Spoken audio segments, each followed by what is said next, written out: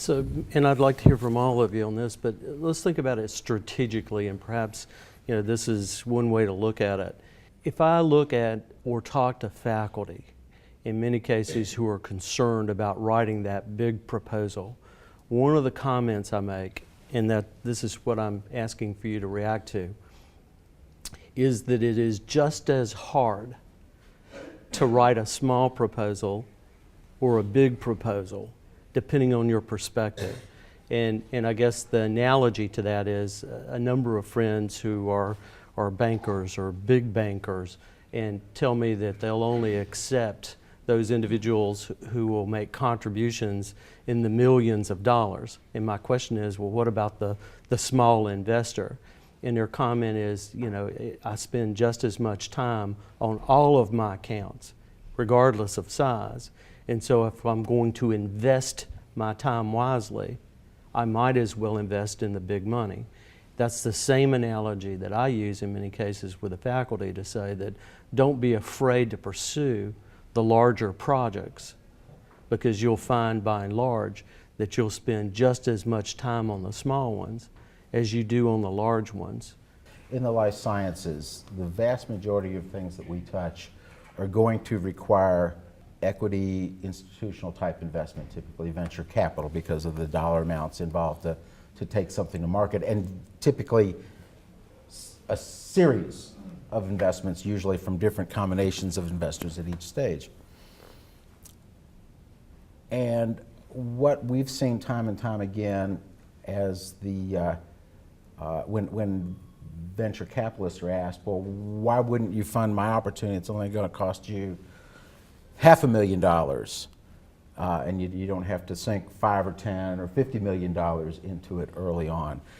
Exactly your point, Ernie. The response will be, look, we're going to sink as much time. We're going to have to travel. We're going to have to talk to other partners because they're building their own relationships for the next step, the next stage of investment, a partnership with a corporation, whatever the goal line looks like for your opportunity. They're going to spend just as much time. They might as well do it for opportunities where they've sunk a significant amount of money into it, therefore their return is going to be similarly significant to them.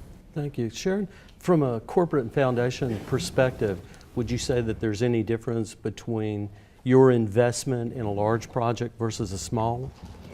We get requests all over the board from faculty. We'll work with people who want a $25,000 pilot project to get started. And that's typically one of the things that we see with faculty that will then go on to Rob or Mike's group, is somebody who wants to get data to prove, a proof of concept to then move forward. We take all comers. It depends. Obviously, it does take as much time to do a $25,000 proposal as it does a $250,000 proposal, but we meet the folks where they're at. What I always tell faculty is ask for what you need, and then we'll match you up with the proper funder. I hate when I get a proposal where the funder is offering up to $100,000 and someone's asking for 35. Sometimes we call it little skinny grant syndrome. We want people to think a little bit bigger and see, what they might add to this project to make it a little bit bigger. But again, ask for what you need. Most funders will tell you that. They'll have, you can look at their history of grants to see what the size of them are, so you can make sure you're not over asking or under asking. But again, it's all part of that pre-proposal contact with the funder. We don't go to a funder where we don't ask, is this in the ballpark? Is this budget something that you would do?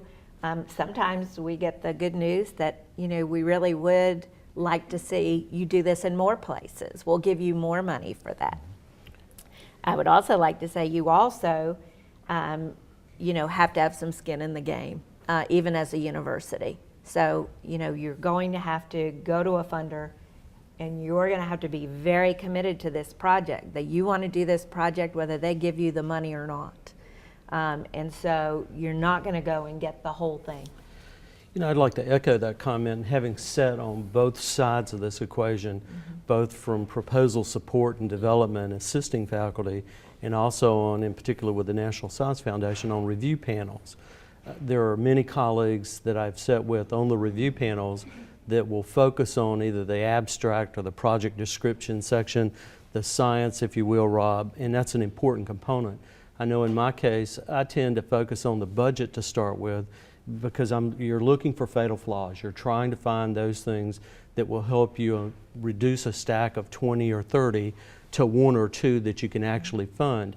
And so I spend time looking at the budget, trying to determine, did you under support your project, meaning you don't have sufficient funds to do what you say you're going to do? Or did you pad it at the other end, expecting to negotiate on the back end? And from my perspective, what I try to say is ask for what you need. If your budget is not realistic, then I'm going to score you down as a review panelist. Mike, what do you think?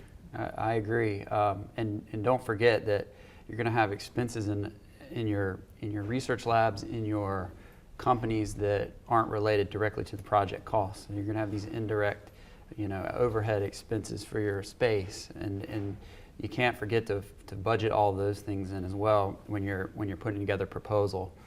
I think an important thing here gets back to Rob's discussion about finding your core strategy, keeping your focus, and then building a fundraising strategy around that.